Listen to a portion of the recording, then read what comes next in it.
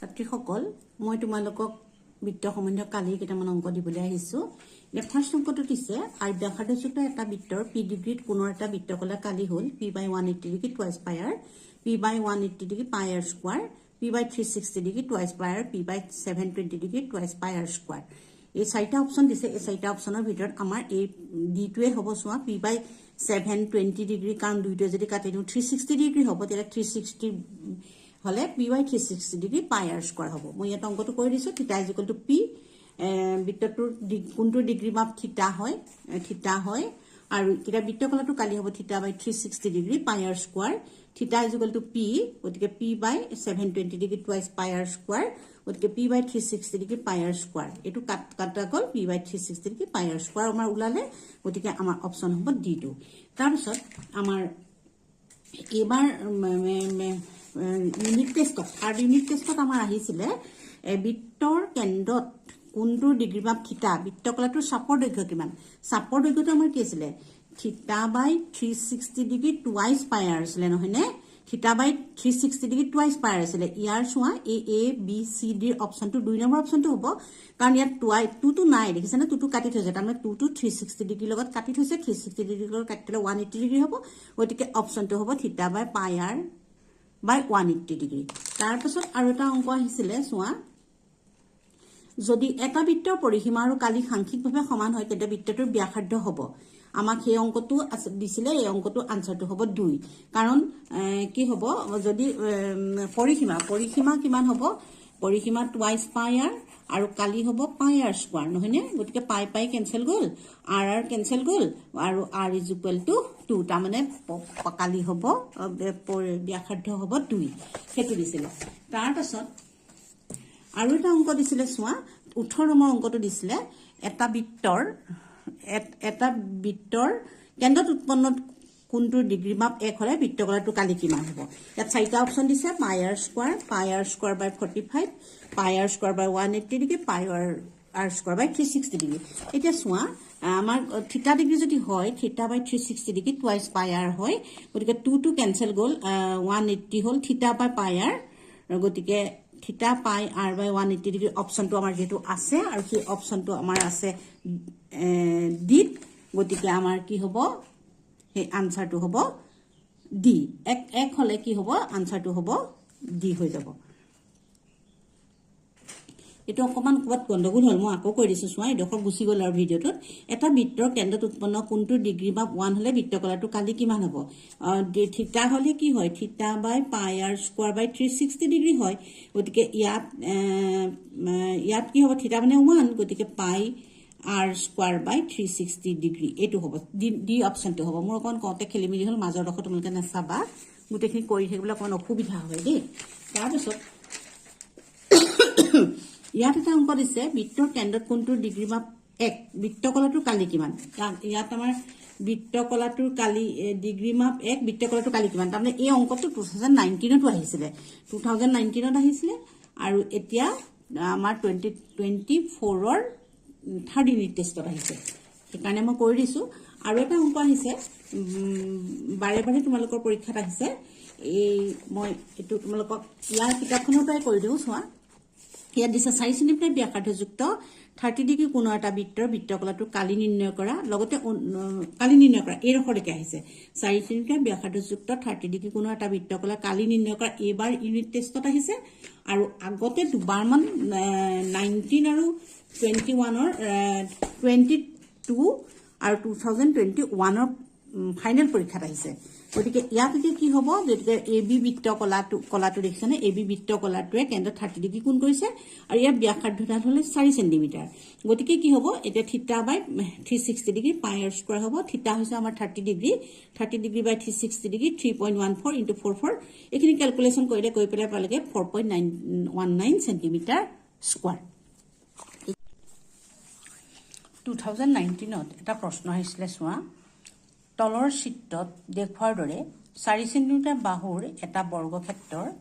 প্ৰতিটো চুকৰ পৰা 1 চেণ্টিমিটাৰ ব্যাসাৰ্ধৰ এটা বৃত্তৰ এটা চুক কাটি লোৱা হৈছে আৰু 2 চেণ্টিমিটাৰ ব্যাসৰ এটা বৃত্তও কাটি লোৱা হৈছে। বৰ্গক্ষেত্ৰটোৰ অৱশিষ্ট কালি নিৰ্ণয় কৰা, পাই = 7/22 ধৰিবা। এতিয়া আমাৰ এ বি চি ডি এটা বৰ্গক্ষেত্ৰ এই বৰ্গক্ষেত্ৰটোৰ বাহুৰ দৈৰ্ঘ্য কিমান 4 সেন্টিমিটাৰ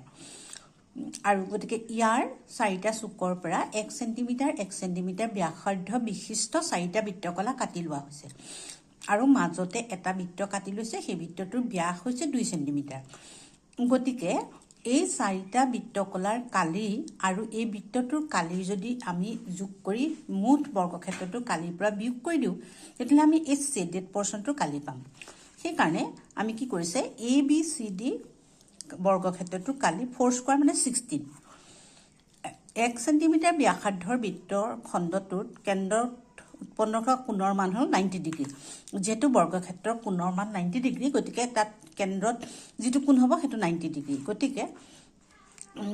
কেন্দ্ৰত 90 ডিগ্ৰী কোণ বিশিষ্ট বৃত্তকলাটোৰ কালি হ'ব 90/360 ডিগ্ৰী পাই r স্কয়াৰ গতিকে 90/360 ডিগ্ৰী পাই মানে 7/22 আৰু r মানে 1 স্কয়াৰ গতিকে আমি কৰি পালোগে 4 × 7 আৰু ওপৰত 22 বৰ্গ সেন্টিমিটাৰ এনেকুৱা কালিৰ কেইটা অংশ আছে 4টা গতিকে আমি কি কৰিলো এনেকুৱা 4টা বৃত্তকলাৰ কালি হ'ব 4 × এইটোৱে পূৰণ কৰি দিলো গতিকে 4 কেনসেল গ'ল আমাক থাকিলে 22/27 বৰ্গ সেন্টিমিটাৰ এতিয়া কি হ'ল মাজৰ অংশটোৰ বৃত্তৰ ব্যাস হ'ব 2 সেন্টিমিটাৰ গতিকে ব্যাসাৰ্ধ হ'ব 1 সেন্টিমিটাৰ এতিয়া এই বৃত্তটোৰ কালি হ'ব কিমান পাই r স্কয়াৰ পাই মানে 7/22 r মানে 1 যেটো ব্যাসাৰ্ধ 1 গতিকে 7/22 হ'ব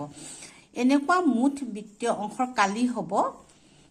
তেতিয়া হলে যেটো মুঠ বৃত্তীয় অংশ তা মানে আমাৰ এই 4টা অংশ আৰু এই অংশটোৰ কালি আমাৰ এই 4টা অংশ আছিল 7/22 আৰু ইয়াৰ অংশটো কালি আছিল 7/22 গতিকে 7/22 * 7/22 মানে 2 * 22/7 গতিকে 44/7 হ'ব তেলে অবশিষ্ট অংশৰ কালি হ'ব বৰ্গটোৰ কালি মাইনাস বৃত্তাংশ বিলাকৰ কালি গতিকে 16 - 44/7 গতিকে এটো আমাৰ ক্যালকুলেশন কৰি পালো 68/7 বৰ্গ সেন্টিমিটাৰ এতিয়া 2022 আহিছে তলৰ চিত্ৰত আচ্ছাদিত অঞ্চলটো কালি নিৰ্ণয় কৰা য'ত 12 সেন্টিমিটাৰ বাহুৰ এটা সমবাহু ত্ৰিভুজৰ শীৰ্ষবিন্দু O কেন্দ্ৰ কৰি কেন্দ্ৰ হিচাপে ধৰি 6 সেন্টিমিটাৰ ব্যাসাৰ্ধৰ এটা বৃত্তচাপ অঁকা হৈছে হা আচ্ছাদিত অংশ কালি নিৰ্ণয় কৰা মানে এটো এটা 12 সেন্টিমিটাৰ O A B এটা 12 সেন্টিমিটাৰ বাহু বিশিষ্ট এটা সমবাহু ত্ৰিভুজ আৰু ইয়াৰ O হৈছে শীৰ্ষবিন্দু এই শীৰ্ষবিন্দুটো কেন্দ্ৰ কৰি 6 সেন্টিমিটাৰ ব্যাসাৰ্ধৰ এটা বৃত্ত আঁকিছে এতিয়া এই ছেডেড পৰ্চনটো আৰু এই কালি নিৰ্ণয় কৰিব লাগে তেতিয়াহলে আমি প্ৰথমতে কি কৰিম সমবাহু ত্ৰিভুজটোৰ কালি নিৰ্ণয় কৰিম না সমবাহু ত্ৰিভুজৰ কালি আমি জানো যে √3/4 a স্কয়াৰ তেলে √3/4 a মানে হৈছে 12 গতিকে 12 স্কয়াৰ √3/4 12 × 12 তাৰ পাছত এতিয়া 36 × √3 বৰ্গ সেন্টিমিটাৰ হ'ল এতিয়া COD মুখ্য বৃত্তকলাৰ কালি তাৰ মানে এতিয়া ইয়াত কি হ'ব এই COD মুখ্য বৃত্ত কালি তাৰ মানে এই ছেডেড পৰ্চনটো হৈছে মুখ্য বৃত্তাংশ গতিকে ইয়াৰ পৰা 60 ডিগ্ৰী গুচি যাব কাৰণ সমবাহু ত্ৰিভুজৰ প্ৰতিটো কোণৰ মান 60 ডিগ্ৰী গতিকে ইয়াত আমাৰ থাকিব 300 ডিগ্ৰী থাকিব এই বৃত্তকলাটোৰ কালি হ'ব তাৰ মানে থিটা = 300 ডিগ্ৰী হ'ব গতিকে আমাৰ সেই অংশটো কালি হ'ব আমাৰ কি আছিল থিটা বাই পাই r স্কয়াৰ আছিল গতিকে থিটা = 300 ডিগ্ৰী ডিভাইডেড বাই 360 ডিগ্ৰী পাই r স্কয়াৰ r মানে আছিল 6 গতিকে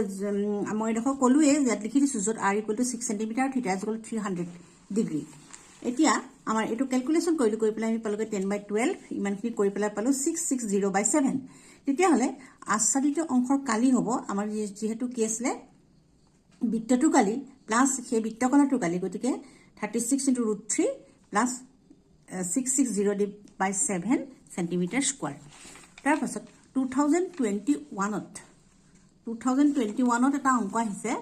যে 21 সেন্টিমিটাৰ ব্যাসাৰ্ধৰ এটা বৃত্তত এটা চাপে কেন্দ্ৰত এটা 60 ডিগ্ৰী কোণ উৎপন্ন কৰে A চাপটোৰ দৈৰ্ঘ্য আৰু B চাপটোৰ দ্বাৰা গঠন হোৱা বৃত্তকলাটো কালি নিৰ্ণয় কৰা প্ৰথমতে কি কৰিব তাৰ মানে কি কৈছে যে 21 সেন্টিমিটাৰ ব্যাসাৰ্ধ বিশিষ্ট O কেন্দ্ৰীয় বৃত্তটোৰ কেন্দ্ৰত AB বৃত্তচাপে কেন্দ্ৰত 60 ডিগ্ৰী কোণ কৰিছে তেতিয়াহ'লে আমাৰ এই AB চাপটোৰ দৈৰ্ঘ্য নিৰ্ণয় কৰিব লাগে আৰু কি কৈছে এই কালিটো নিৰ্ণয় কৰিব লাগে তেতিয়াহ'লে আমি জানো যে বৃত্ত চাপৰ দৈৰ্ঘ্য θ/360 ডিগ্ৰী টুৱাইছ পাই r আমি এইটো কেইবাবাৰো কৰিছো গতিকে 60/360 degree into 2 into 7/22 into 21 calculation কৰি পেলাম আমি 22 সেন্টিমিটাৰ তাৰমানে এই AB অংশৰ দৈৰ্ঘ্য হ'ব 22 সেন্টিমিটাৰ এতিয়া ইয়াৰ কালিটো হ'ব চাপটোৰ দ্বাৰা গঠন হোৱা বৃত্তকলাটোৰ কালি হ'ব 60/360 ডিগ্ৰী পাই r স্কয়াৰ এটো আমি ক্যালকুলেশন কৰি পালো 231 বৰ্গ সেন্টিমিটাৰ তাৰ পিছত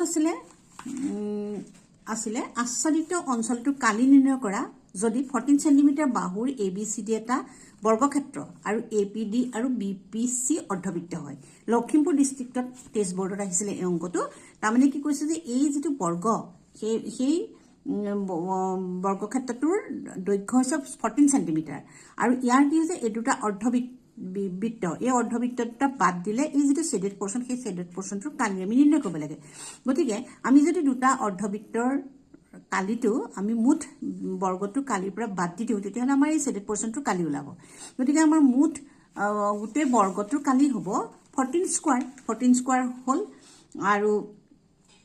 14 স্কয়াৰ আৰু কি হৈছে অৰ্ধবৃত্তটোৰ কালি হ'ব যেটো এটো AB দৈৰ্ঘ্যটো 14 গতিকে ইয়াৰ আধা হ'ব 7 গতিকে অৰ্ধবৃত্ত দুটাৰ ব্যাসাৰ্ধ হ'ব 7 সেন্টিমিটাৰ গতিকে এটা আচলিত অংশ কালি হ'ব বৰ্গক্ষেত্ৰৰ কালি প্লাস দুটা অৰ্ধবৃত্তৰ কালি বৰ্গক্ষেত্ৰৰ কালি হ'ব 14 স্কয়াৰ যেটো বাহুটোৰ দিশ 14 আছিল বাহুৰ দিশ 14 আছিল গতিকে কি হ'ব অৰ্ধবৃত্তটো হ'ব এনেকুৱা অৰ্ধবৃত্ত দুটা আছে অৰ্ধবৃত্ত হ'ব হাফ অফ পাই r স্কয়াৰ এনেকুৱা দুটা আছে গতিকে 2 ইনটু ইমান এইখিনি ক্যালকুলেশন কৰিলে 196 মাইনাস 7/22 ইনটু 7 ইনটু 7 গতিকে এইখিনি কৰি পেলাই পালেগে 42 বৰ্গ সেন্টিমিটাৰ তাৰ পিছত গোলাঘাট ডিস্ট্ৰিক্ট টেষ্ট বৰ্ডত আহিছে মই যিমানখিনি মেট্ৰিকৰ প্ৰশ্ন মোৰ হাতত এতিয়ালৈকে আছিল মই এইখিনি অংক কৰি দিলো আৰু টেষ্ট পেপাৰ মই দুখনহে কৰিছো বাকিখিনি তোমালোকে চাবা ও কেন্দ্ৰযুক্ত এটা বৃত্তৰ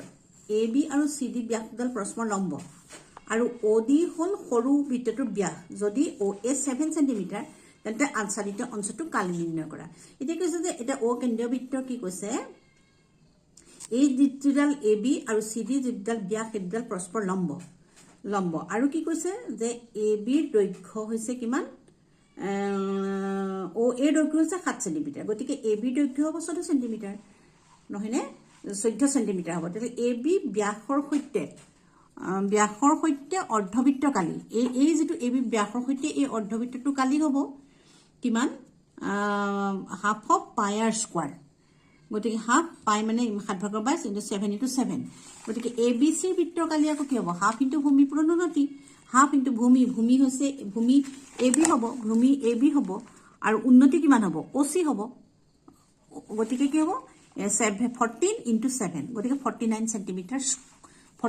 সেন্টিমিটাৰ স্কয়াৰ হ'ব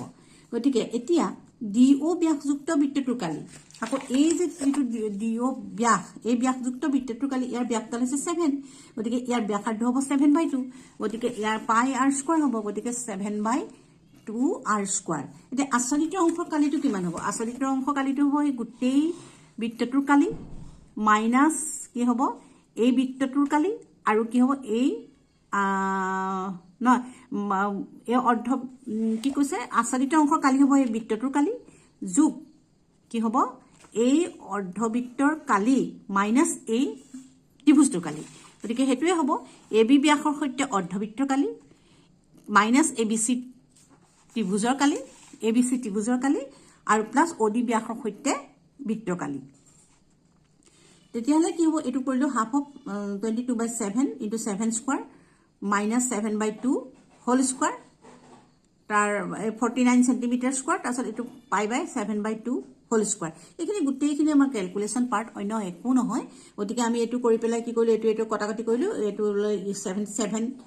থাকিলে এটো -49 থাকিলে আৰু এটো কি কৰিলে 77/2 থাকিলে তাৰছত এটো আমি ক্যালকুলেশন কৰি পেলাই আমি পালোগে 28 plus 38.5 পালো 66.5 সেন্টিমিটাৰ স্কয়াৰ পালো তালকে সাবা